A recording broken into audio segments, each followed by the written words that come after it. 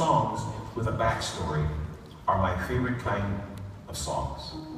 And there's three ways that an artist can approach a song with a story.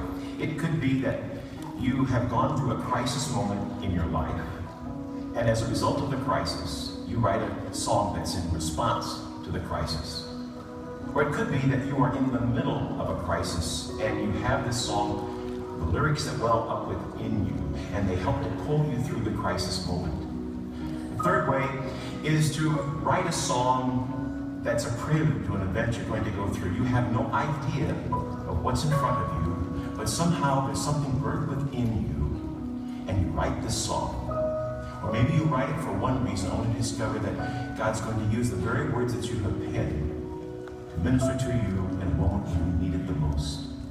And the writing of the song, He Loved Me, is this third kind.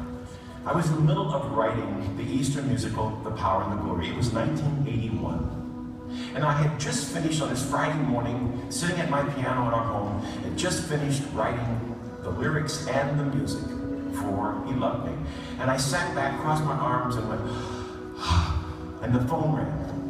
And it was Ed Franz, who was a part of our choir and a great volunteer, especially when we did musicals and things back in the late 70s and in the early 80s.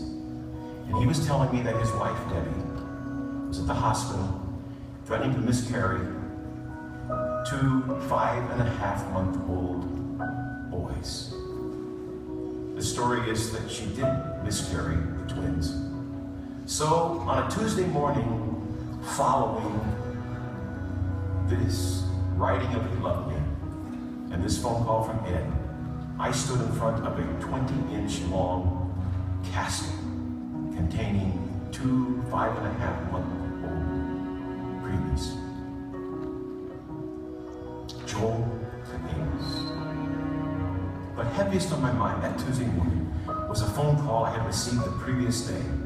At 6:30 in the morning, a member of our church orchestra, Jocelyn Nakamura, called. And Jocelyn said, "Hi, Pastor Doug, how are you?" And I said, "Jocelyn, I'm fine.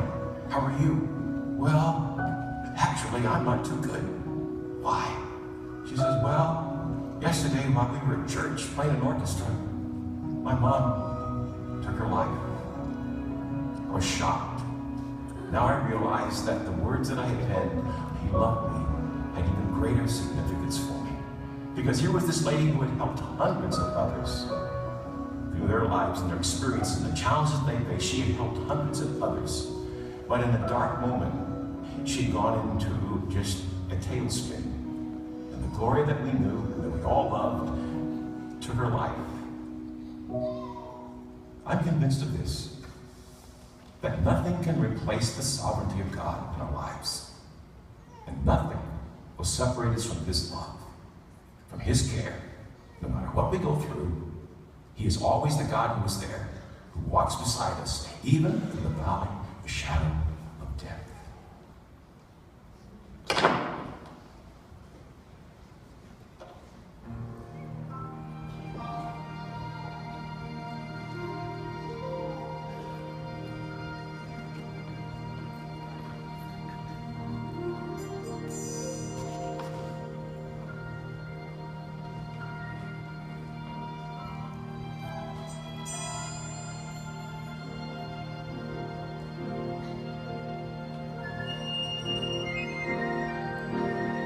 God chose us to be His very own before the creation of the world.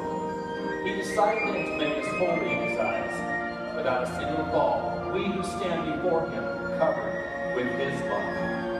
His unchanging plan has always been to adopt us into His own family by sending Jesus Christ to die for us. And He did this because He wanted to.